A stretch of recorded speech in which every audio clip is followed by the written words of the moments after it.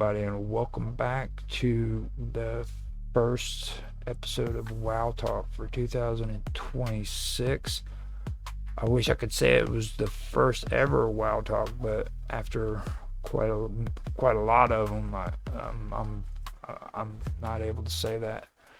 But it is the first episode of 2026, and today I have with me Mark Edworthy and V, lovingly known as V. Welcome to Wow Talk, guys. Now, we were doing in a live stream, we were having a conversation about the business end of what's going on with not only Wow Talk, but with YouTube and all these platforms. And don't pay attention to Down Bad Productions in the chat that's being showed on the view on the stream. He's just a ruffian from Twitch. But I'm gonna leave it up there because freaking we don't get too many real chatters on Twitch, so it's kind of like a flagship for us. Somebody actually responded. Now, with that being said, V was talking about having some issues that he was wanting to discuss. So I'm going to shut up now and let you talk, V. No, it's just I have different devices for different things. Everything has its own purpose, especially as most of my machines are offline. I've had my issues, my war with the feds, with the NSA, which they have lost. But yeah, I've had to certain practices, certain things, compartmentalizing my equipment just so these criminals, state-funded terrorists, creeps aren't looking at my stuff. So, yeah, I have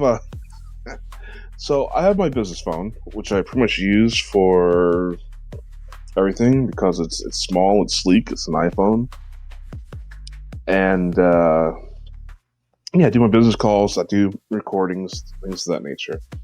However, I never have it charged. When you guys want to do anywhere from 3 to 8 hour streams, my phone is just never.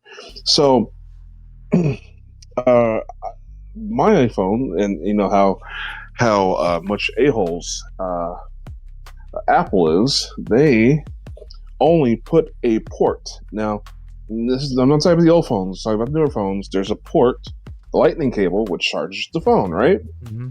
Yeah. But it's also for the headphones. You have to have two separate adapters. So I have bought several adapters that combine the two to use headphones with the charging, and they simply don't work. So yeah, so I have my Android phone, which I just use for YouTube. I mount it up and I listen to my podcast wherever I am, and I do my chores. I clean house, or I'm working, or whatever. So I have my Android phone for that. So I was gonna just say screw it and just put it on my Android phone, but every APK that I find to put Rumble onto my Android phone turns out to be an X APK. I'm being steered away from all APK downloads for some reason. So the thing I am quite annoyed about, I can see it from a end user perspective, but the thing that I find annoying is when these providers will create a mobile application that does exactly the same as, and doesn't give you any additionals as the web browser interface is concerned. So, in some unless you are really looking for things like permanent notifications, you may be better off just using the browser interface. Yeah. And see, I've actually incorporated like OBS into using Kick as well, because like I there's some times where OBS is better than using Rumble Studios. You know what I mean? And I've heard people having issues with wanting to come in and use Rumble Studios because freaking they have a standalone like Mark Watosic does. You know what I mean? And this is a web browser set up, and it complicates him because he's into radio broadcasting too, and he has to work with a standalone apparently. I don't understand how all that works, but you know, he is really big on the radio side of things, so I can understand that. But like I said to even Jaffe, I'm like, look man, you can freaking use your OBS the same way you use it on all of these other platforms. Just use your OBS instead of going in and using a studio. You know, I think as far as Mark's concerned, it's just a matter of his own workflow, his own sort of habits, really. yeah, that's another thing, that because I'm the same way. I'm dead set in my ways. You know what I mean? And as somebody who's come from a end user sort of support, and especially educational support, I've seen this so many times. People will, if they've got a specific workflow, a work pattern that they like to follow, they will only use that work pattern and will not consider or will not do any research on how to change that. That's kind of what I was talking about on Otto's show, his first show, which I want to get onto here in a little bit. But like people, it's the way they think. You know what I mean? Our brain patterns work in loops. We play things over and over again in loops, and we. Like when you first wake up in the morning, you don't think, you know what I'm going to do? I'm going to do something different today. You know what I mean? It's always, you've got a routine, a morning routine that leads you into your day. Everybody does it. And that's a biological thing, you know, but there's also a point in the day where you can actually say do something different. You don't have to keep everything a routine, you know, you can change things up. Make things a little bit more complex, or give yourself some complexity. You know what I'm saying? Make life a little bit. I'm definitely trying to adapt and spread to other things, but I run into the most stupidest problems. Yeah. I cannot find, because I don't use Google Play Store. I don't sign in. I don't give them, I don't let them track me. So I usually use a site like APK Pure or SoftSonic, or any place to go get my APKs. It seems like my search has been altered in such a way only X APKs can come up. Yeah. So if either one of you guys have this Rumble Studios on your phones, please make a backup of them, the app in itself, and send me that backup. Send me a copy of your APK so I can install it to my damn phone. I would not recommend that because of potential security issues. Who knows that is a clean deployment? No, I mean if there's nothing wrong with your phones, you can use an app to copy the APK.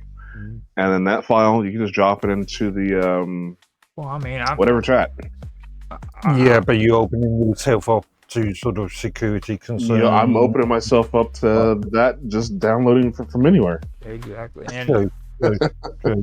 With that being said, I want to kind of get to the business end of this before we get into the topic, so that we can move on to this topic, because this is actually a pretty damn good topic.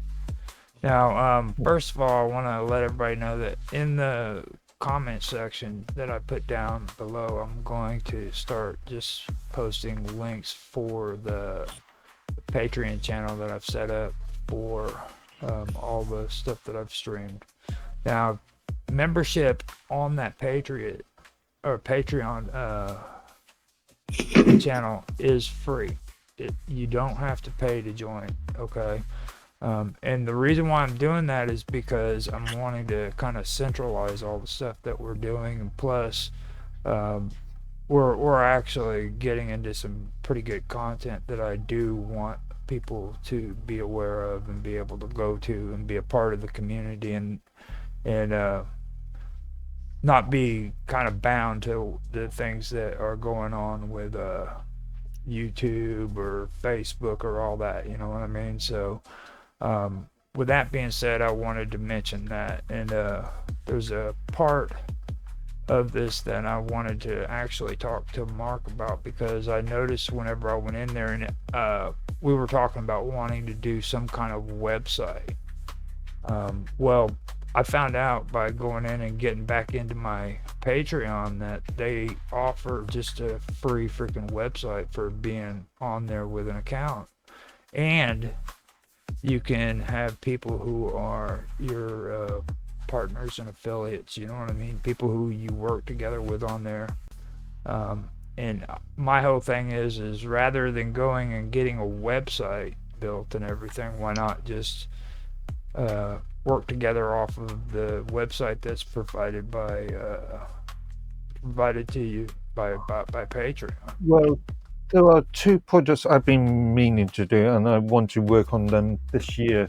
I've got a project called which I'm calling Open Source Zone, which is really, all those open source educational blog articles I wrote back in 2018, 2019. I want to actually do some edits on them and clean up some. I'm not absolutely happy with some of the wording on them, and then amalgamate them into a website of their own. And also, I've got the domain name www.co.uk.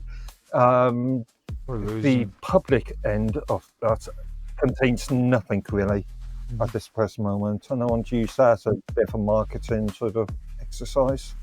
Well, I mean, if you want to, man, I can literally set it up to where you can go in there and make changes, work on things, stuff like that. You can even put your own stuff on there. Again, I would be using things like Joomla, the open source content management system. So it'll be it's modular, and it's I can create administration sort of levels and tiers and stuff. Just saying, we could do it on a free Patreon. Well, I've already got the infrastructure there. That's what I'm just saying. I mean, for me personally, I'm not getting caught up in the whole open source thing, because like I like quality. I don't like freaking open source. I'm talking just about my blog articles, which is a separate project from the midway.co. But what I'm saying is, after you're done there, you can actually put that stuff on there and make it to where people can have it available on there. I mean, I'd be more than happy to have you freaking just make articles and just put them up on Patreon with me, you know what I mean? Where people are informed and stuff like that. You know what I mean? Do your stuff on the side, and then when they're polished off and ready to go, put them up on the Patreon so that people can go in and check it out, and they can be informed by Mark Edworthy. I'll call you the Mighty Professor. I've been thinking about integrating the TikTok videos into the Midworthy domain. That'd be cool. That'd be really cool.